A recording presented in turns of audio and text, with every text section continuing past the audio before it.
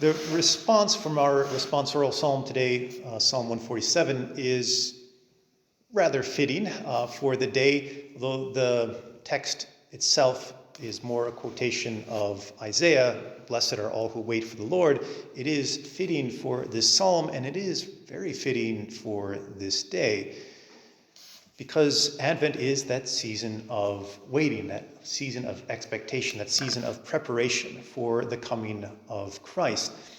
And in the responsorial psalm and in our readings, we are to wait for the Lord. And it's not just saying wait, but he is saying, "Blessed are all who wait for the Lord." There is not just, again, that blessing that will come when that waiting is fulfilled and the time is complete and the Lord comes. There is a blessing in that, but he is saying that those who wait are blessed if they wait for the Lord. In that waiting, there is a blessedness, there is a grace, there is a gift that we often don't really think about or appreciate.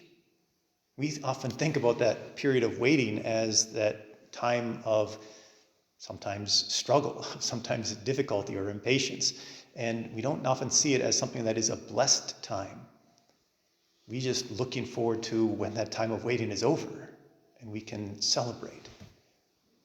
But this time of waiting, blessed are those who wait, is a good reminder for us, because it is a time of growth. Waiting for something helps us to grow in anticipation of it, usually, but also to grow in that appreciation of it and to grow in that understanding that it's not about us. It's not on my time. It's on God's.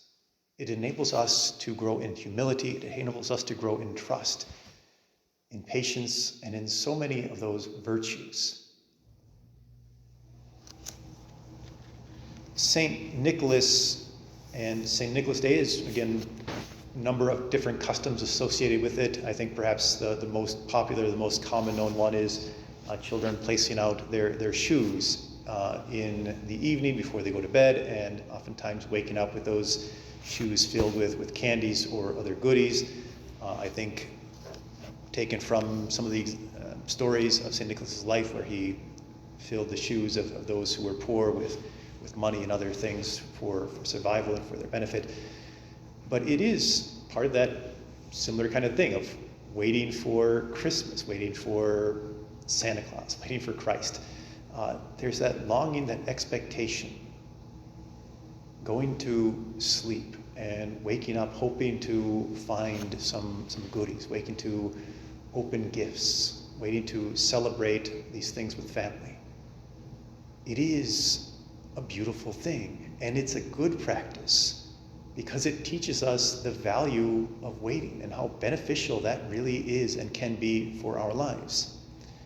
And sometimes people have asked me about Santa Claus. Parents, is it okay to tell my kids, Santa Claus is coming, or that, it's St. Nicholas who's providing the candies when I'm really the one maybe buying the candies and putting it in the shoe? And it is a good question, and worthy of perhaps deeper consideration than fully here in a homily. But ultimately, to have an expectation and to teach your child that expectation, to wait for the coming, and not just waiting as the passing of time, but how do you wait? Do you wait in hope? Do you wait in expectation? Or do you get impatient and angry and do you act out? And if that's how you wait, then that needs to be corrected. It's why, again, Santa Claus is watching, right?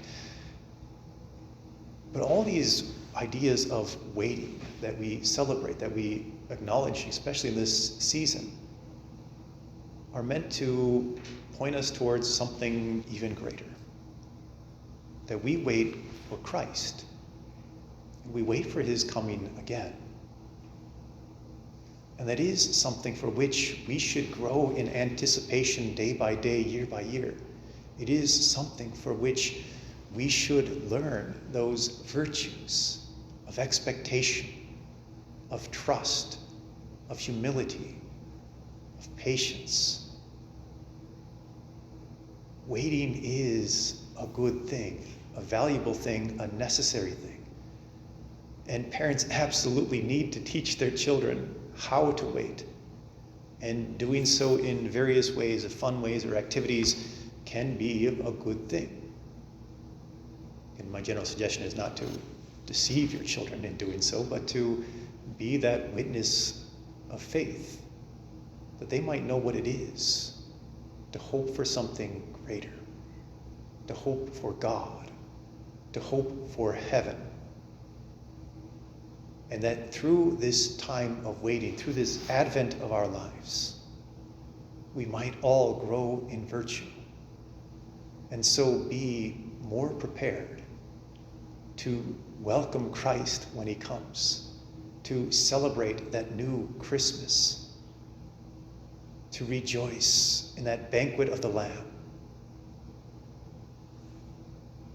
My brothers and sisters, as you wait in these weeks, as you help teach others to wait, may it be for you a blessing, for blessed are all who wait for the Lord.